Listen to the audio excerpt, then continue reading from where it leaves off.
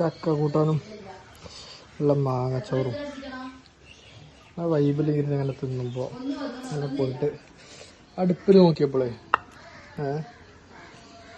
എന്താ പറയുക ചെമ്പിലിങ്ങനെ ബീഫ് ആണ്. ഇതിങ്ങനെ കയ്യിലെടുത്തിട്ട് ഇളക്കിയിട്ട് ഇങ്ങനെ 2 കഷ്ണം ഇളക്കണ ബീഫിന് 2 കഷ്ണം എടുത്തിട്ട് ആ ചക്കക്കാർക്ക് ഇതിൽ കുറച്ച് വെള്ളം വെള്ളം ആഹാ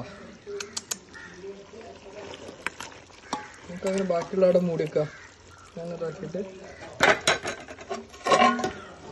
മൂടി വെക്കാം. എന്നിട്ട് വീണ്ടും ഇതിങ്ങനെ എടുത്തിട്ട് ഇവിടെ കിണറ്റുമ്പട ഇരിക്കുക. മീനുകളൊക്കെ ഉണ്ട് കേട്ടോ. ചക്ക കൂട്ടാനും ബീഫ് അച്ചാറും ലൈഫ് തന്നെ കേട്ടോ.